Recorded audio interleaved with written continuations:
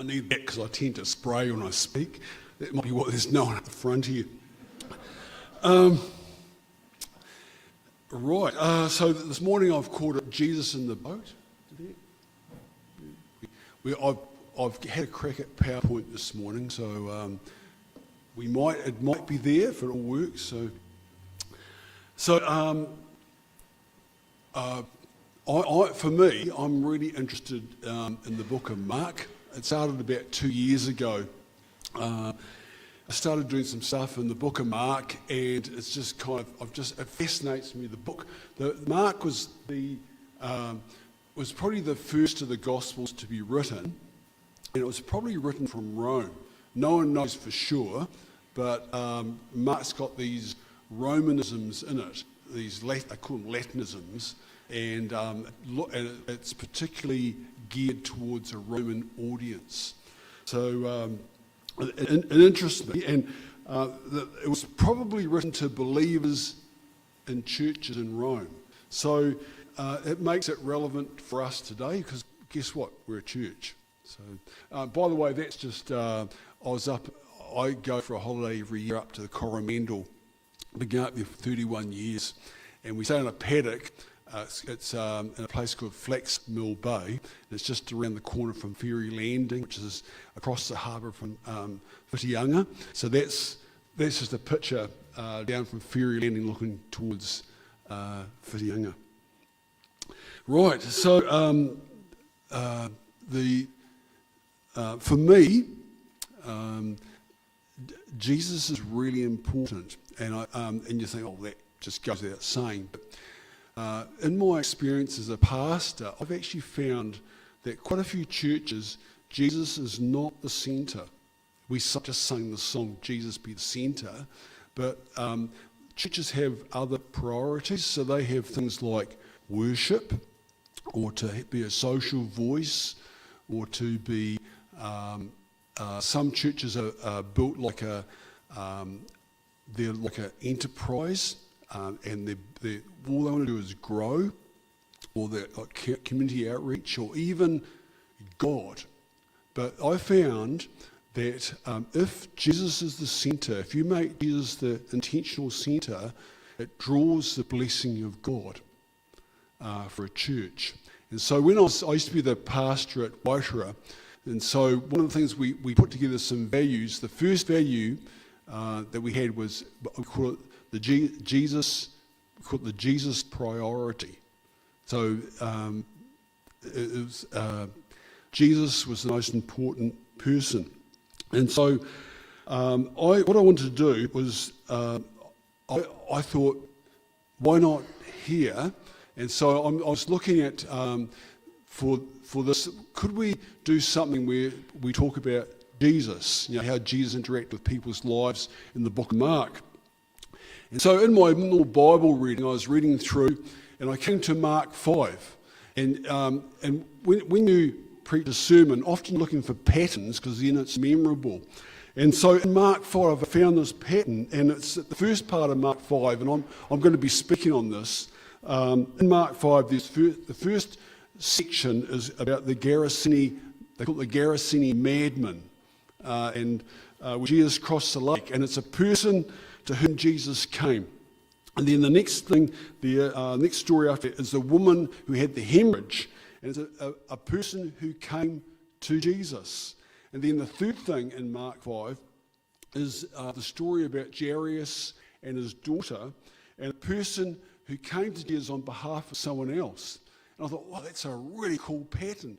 But when I started doing the research into Mark 5, I discovered in Mark 5 verse 1, it just opens with, so when they arrived at the other side of the lake, and I thought, so that's not the beginning of this whole section.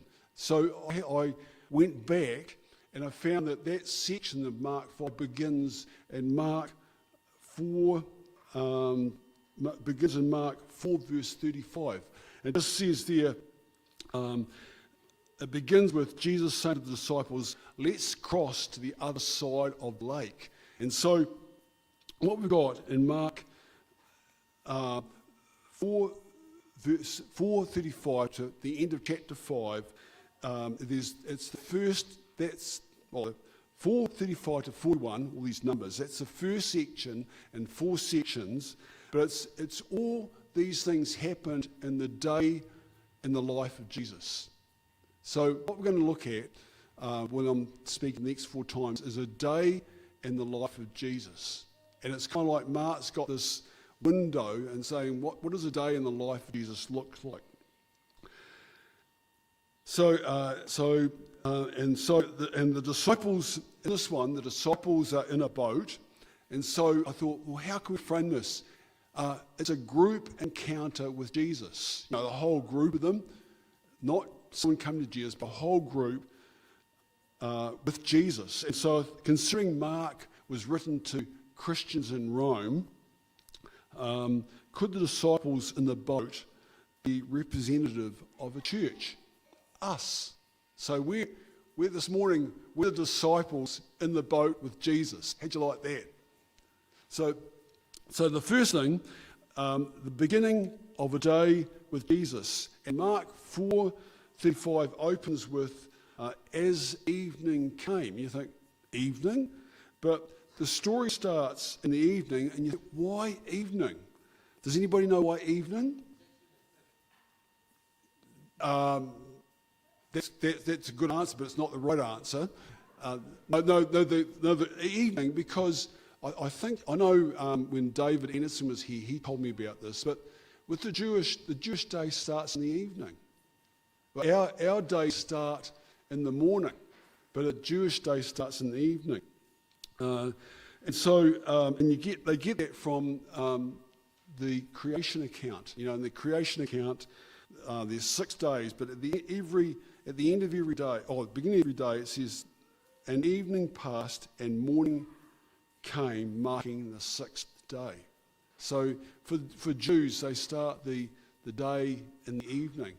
And I know of some people who have said, I think it was David Anderson when he was here, he said that they reorientated their day to start it in the evening, and it makes quite a difference. I haven't done it, but it's another lifestyle change. So I remember in 2017, Jen, her sister and I were in Jerusalem. We basically went there because we had an opportunity to go for a cheap trip. It wasn't cheap, but it was a great experience. But we were staying in the old YMCA, which they turned to a hotel, so it had windows that opened. And so we stayed on about the 4th floor, and I remember in Jerusalem, it's just packed with all this touristy stuff. We'd gone to the Tomb Garden, we'd gone to the Mount of Olives, all those sort of things that tourists do. And I just lay on the bed, the window was open, it was about 5 o'clock, and then I heard this really cool music coming from the street below, and I thought, it's strange. It was sort of like music like Hava Nagila. You hear the Hava Nagila music?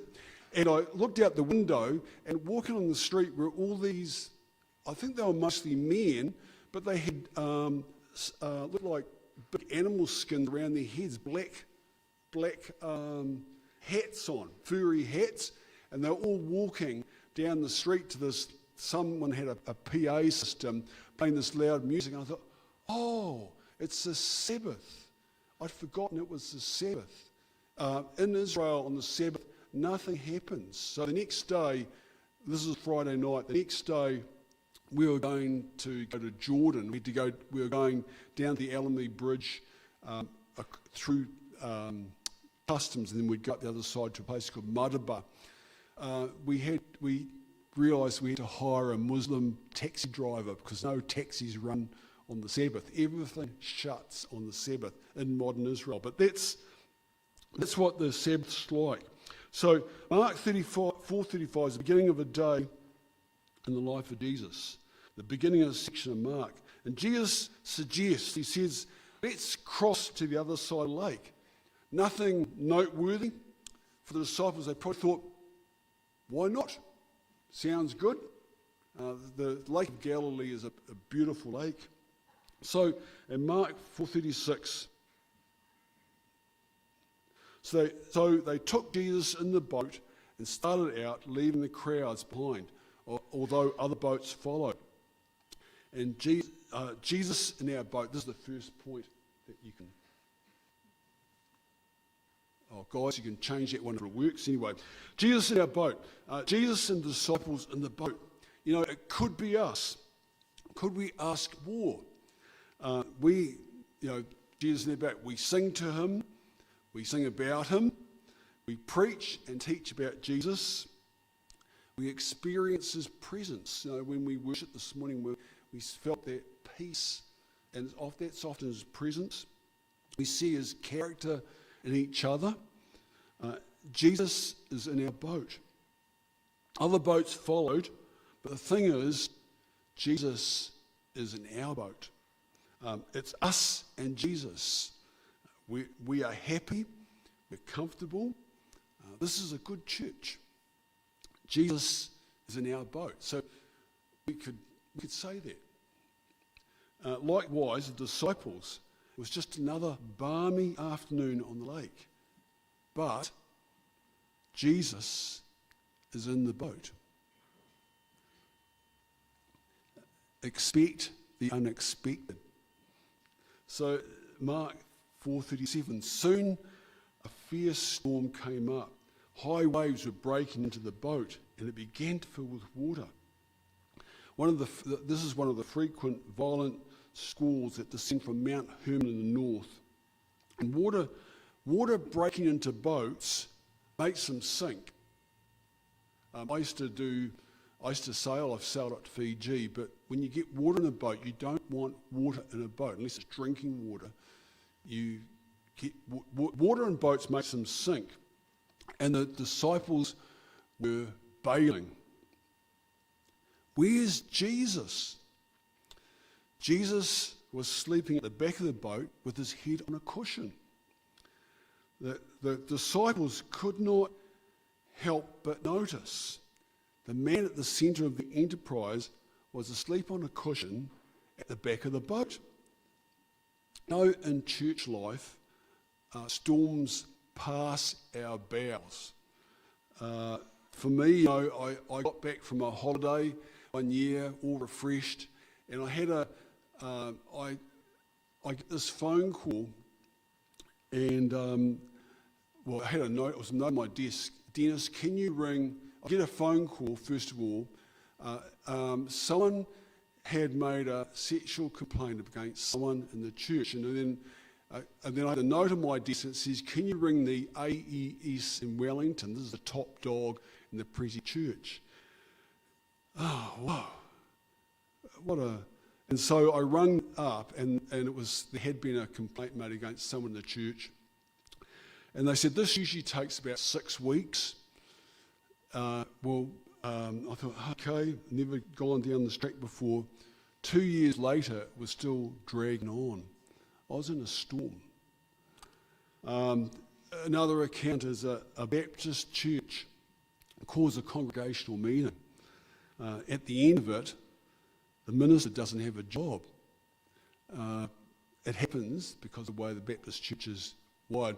That would never happen in a Presbyterian church, would it? No. Tongue in cheek. I've been in large and small churches where people come to their realisation and say, "Where are the kids?" You know, the church has been going along really well, and they say, "Where are the kids?" And the youth don't come anymore. And the numbers are static. I've heard treasurers say, we have a few regular givers, but if they go, we're sunk. Storms.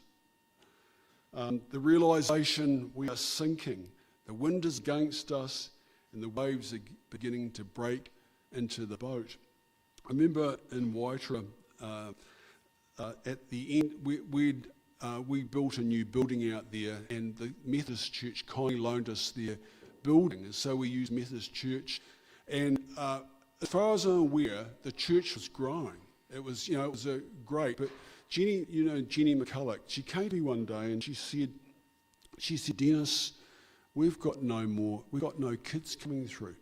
You know how waves go through the church, and we'd always had a great kids program." She said, There's no kids coming through. And I thought, oh, storm. So where is Jesus? Jesus is in the boat. At the back of the boat, a man sleeps with his head on a cushion. Frustration was creeping in. We're bailing. Bail faster. Remember, this is all happening at night. It's dark. So, and they didn't have batteries in those days. It was blowing, so there was maybe no lantern either. It was just dark.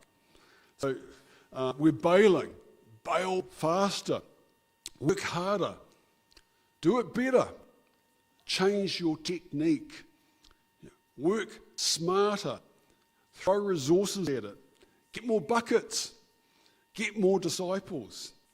And it's hard not to notice when you look down the boat, these guys are bailing and they've got teamwork going. Even the guys that worked on the books like Matthew, and who wasn't used to bailing, but he was an accountant, and Simon the Zealot, he wasn't a fisherman, but he had them working, and they were bucketing, and they had a teamwork going and trying to get the water out of the boat. But it was hard not to notice when they looked down the end, there was an elephant in the room. Do you know what an elephant in the room is? There was an elephant in the room. It was obvious. So we get to Mark 4:38. The disciples woke him up, shouting, "Teacher, don't you care? We're going to drown. We're going to drown." When Jesus woke up, when implies it took time. So, does Jesus...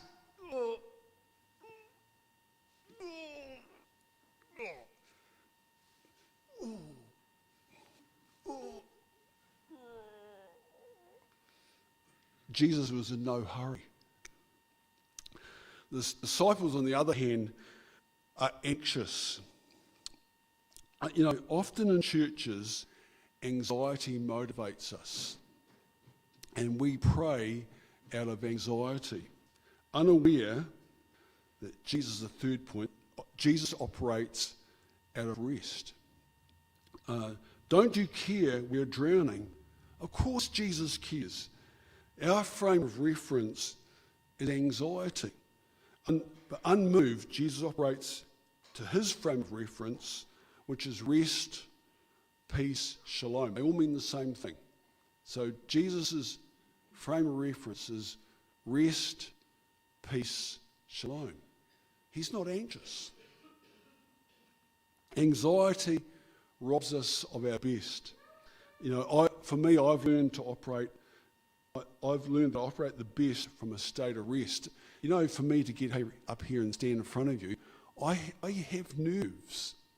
I've done it for quite a while. I've learned to get on top of it. But I know some preachers who are very good preachers, but when they started out, they used to vomit because they were so anxious before they preached. And I've learned for myself is that I don't function that well when I'm anxious. And so I've had to learn to be at rest.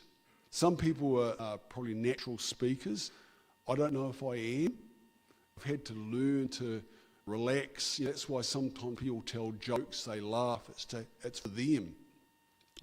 And you think, my anxiety doesn't make me the best me. I find that I function best when I'm just relaxed, when I can laugh, when I'm at ease. That's why sometimes you find, not Christian, but other people down some whiskies or beer before they have to do something hard because they find they can't when they're anxious. For me, I think, will God come through? And I've had to learn to trust. The answer is yes, but I've had to learn to trust him and rest. So we move on. Mark 4:39, it says, Jesus says, he goes, "Silence, be still." Suddenly the wind stopped and there was a great calm. Jesus' inner world was at rest. And out of that rest of his inner world, he spoke to the outer world. So Jesus is relaxed and at rest, and out of that he spoke peace to the outside world, because the outside world was in turmoil. Often what is going on in our world affects our inner world. So often the anxiety out there affects our inside world. That's often how it works. Like if you watch the news is geared to create anxiety. That's how they sell, that's how they get you to watch. That's how they sell newspapers. So they create a sense of anxiety. And so the outside world often affects us. But what should happen is the opposite. Stress on the outside creates stress on the inside, and stress kills us. So last year I had this heart issue. I found I've got heart disease, and what it is, it's just the blood vessels around the heart have got blocked. And so for Christmas, my girls gave me this book, and I got it from the warehouse, I think. But the first part just tells you medically what's going on, then it gives you a whole lot of recipes at the back, the right stuff to eat. So I read it, and they're saying that in your blood vessels are made of sort of muscle stuff, but the inner lining is the skin, which is very thin. But what happens is they're saying that sugar and fats and things like that causes a rupture in the skin, and that causes these blockages. But they're saying sugar can do it and all these sort of things. But stress. So stress gives you heart disease. So stress kills you. So stress, a little bit of stress is good, but just ongoing stress is not a good thing. And I've lost my place.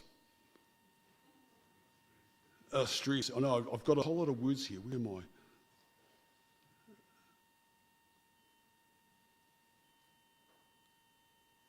Oh, here we are. So if we have God's peace in our inner world, we can speak peace to our outer world.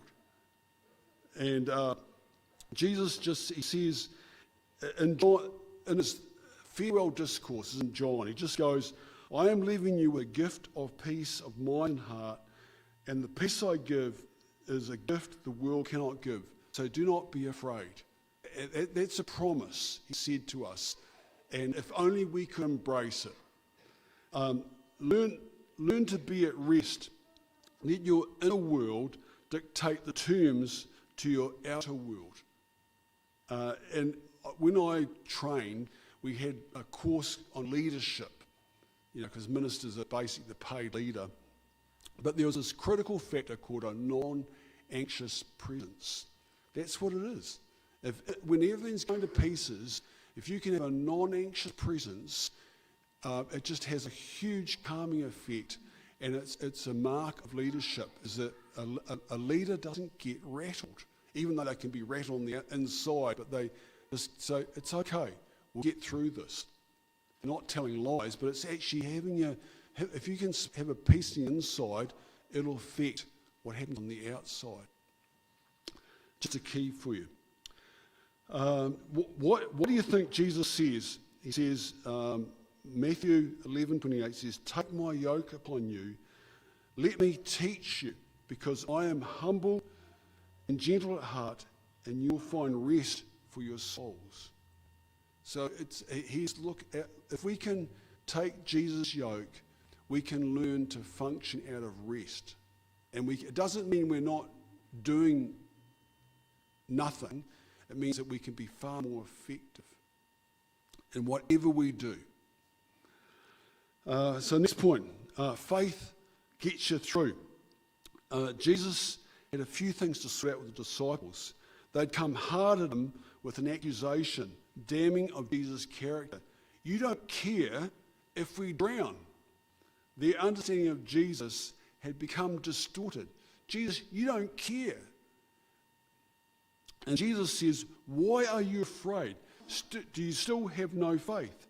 See, fear had clouded the disciples' perspective. We're going to drown, and death had become the unwitting default goal. We're going to die. And the disciples had lost sight of Jesus even though he was with them in the boat. Down the end of the boat was a guy asleep, and they'd lost sight of him. All they could see is, we're going to drown, we're going to lose our lives, we're finished. But he was down the back there, and they'd lost sight of him, even though he was there. They had eyes that could see, but they were blinded by fear. And faith is basically just seeing what you can't see with your eyes. It's your imagination. The verb for faith is to believe. So faith is this funny Christian word. It does things, but it just means to believe. It's your belief. Death had become the unwinning goal. The disciples, where are we? Jesus had suggested, let's go to the other side. It was just a suggestion, but that was enough. You see, faith is the belief we are going to the other side. It was just enough. Like, I know for faith, all you need is just a little bit of it, and you can accomplish something because you can grab hold of it. You know, how it comes to you, I guess you just have this idea and say, I can do that. We can do that. It was Jesus' word to the disciples. So what is Jesus' word to you? And I'm talking to all of you as a church today, but as a church, do you have a collective imagination? A dream the church holds. Now, I've been in the church for a little while, but the church, there would be a dream you hold. I remember this morning when Ed read out the notices, the prayer, and there's a statement there. I don't know, it's something about the community, Ed? Yeah, a vision statement. You see, that's part of your dream. What, can you read it out again, Ed? I didn't know you had it. Oh, is it? Oh.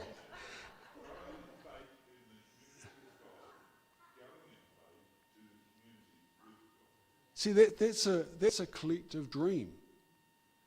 Do you believe it, or is it just, in so many churches have these statements. Sometimes they're huge, and no one takes any notice of them. They mean nothing. But if you could grab hold of that, it's something that you've worked through, that you've got, and that is a dream. Something you've always wanted to do, long-held collective desires that won't go away. That's how you know it's something of God, because it persists, it's still there. Years come, ministers come and go, and it's still there. And you think, I wonder if it's God. That God is, that this thing persists, we've still got it. An idea that excites you, that could be possible. You may have even had someone speaks on it. Someone comes here and speaks to the church, and you find people say, wasn't that good? And people resonate with what they've said, and that person unwittingly was like a prophet, and they've just confirmed what you know. You see, that's faith. That's something collectively you hold that can take you somewhere, which it's the other side. What the other side is. What do you still believe? What would Jesus say to us today? Where is your faith? Would he say that? And I don't mean as a rebuke, but he'd just say to stir us up. Where is your faith? What do you believe? Look, age is not a limitation. You can still do it. Storms batter our belief, but they can wake up our faith and keep Jesus awake. Our lack of it puts him to sleep. Now, I don't know if that, but I just play with that. But, our faith will keep Jesus alive amongst us. But if you lose your faith, it's like he goes to sleep. And then you have a storm that wakes you up, because God wants you to use your faith. This church has potential. I'll tell you a little secret. Before I came here, I went with a group to watch that one called the Jesus Revolution. It's about the Jesus movement, and it's about Lenny Frisbee and the Jesus people. It's the biggest youth movement that ever affected the States. I watched the movie, all I could think about was Fitzroy and what God could do. And I still hold it. I think there's potential here. Age, don't think we're past it. Where's my place? Jesus is not necessarily expecting us to speak to the storm and calm it, but you will reach the other side. So that's what he expects the disciples, saying, your faith, this boat, come storm what may, but let's go the other side. Jesus' expectation of the disciples, their faith, that boat will get to the other side. Somehow, maybe a big fish will come along, grab hold of one of the ropes, hang on the end of it, and pull it along, and they could water ski behind it. I don't know. But faith said this boat will reach the other side. That's what faith does. There's quite a bit in Scripture about what faith will accomplish. You know, Jesus said, if you say to this mountain, move from here to there, it will move. It's like impossible. It's like telling Paratutu Rock, we want Paratutu Rock, we want an island of Waitara, please move. You know, that's the sort of thing Jesus is talking about. It's like impossible stuff. But it said that's the capability of your faith. That's what you've got amongst you. Where are we? Abraham believed God. Romans is what Paul writes. He says, Romans 4 verse 18, even when there was no reason for hope, Abraham kept hoping, believing that he would become the father of many nations. For God had said to him, that's how many descendants you will have. Abraham believed God. You know, Abraham is seen as the father of the Jewish faith, and we are children of Abraham by faith. He's a big player in the Bible because he believed God. God says, Abraham, I want you to go out and look at the sky. So he looks at the sky, there's about 6,000 stars up there. He said, that's how many kids you're going to have. Abraham couldn't have kids, but Abraham believed God. And despite, he had a kid. You know, like he had descendants because he believed God. What could God do through you? If you could believe. Faith is like your eye. It sees beyond. I've got these eyes with glasses on, but inside my head, it's like I can see. I can see. I can dream. Your imagination dream. Faith is like your eye. So Jesus says, and this is Luke 7:34. He says, 11:34. It says, your eye is a lamp that provides light for your body. When your eye is good, your whole body is filled with light. But when it's bad, your body is filled with darkness. The eye of the disciples have become clouded. Don't you care if we drown? And Jesus rebukes the disciples and says, do you still have no faith? You see, the eye had become clouded with the wrong stuff. So what's in your eye? And this is the last point, and I've probably done my time, but storms stimulate growth. You know, God allows storms. I don't think he makes them, but he allows them to come across our bows. And storms take us to places, in our experience, we would not go. You know, like for me, I've had a few storms. Like I resigned, I was at a big church, I resigned, I basically gave away my career. Then my wife ends up with a brain tumour. I found out a while ago they actually gave her 14 months to live, and she's done 2.5 years now. And then late last year I ended up with a heart condition, and I thought, oh, it's nothing. I found out over the holidays it was actually pretty serious. Could have taken me out. Storms, those personal storms, but storms, God allows storms to cross our bows because they take us to places we wouldn't go. I'm a different person because of what I've had to experience. And I would never have chose to go there. I wouldn't have elected these things, but they happened, and they've made me better. They've made me probably more human, more understanding, and I guess I can look at death. I can look death easier in the face. But they make us grow. If it was calm, a no hassle crossing of the lake, the disciples would have missed out. In Mark, Jesus' identity, who am I, is a big question in Mark. Like he asks Peter, who do people say I am? So it's a big question in Mark. The disciples got an identity of Jesus they weren't looking for, they weren't expecting.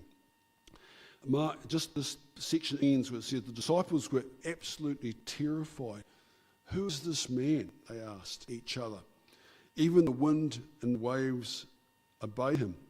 The disciples were, as Jews, as Jews, they're educated in the Torah. So from a very young age, I understand that they would memorize the first 5 books of the Bible. Like, we can't even say the names of them, often, what they are, but they memorized those books. They knew the Torah off by heart, just normal Jewish boys. And they knew wind blowing over stormy water and bringing order to chaos concerned only one. And they would have known. In Genesis 1 verse 2, it says, the earth was formless and empty, and darkness covered the deep waters, and the Spirit of God was hovering over the surface of the waters. Then God said, the person who had been asleep on a cushion at the back of the boat had spoken to bring order to chaos. Literally, literally it just says they were afraid with a terrible fear. They were packing themselves. The Creator, Yahweh, was in the boat with them.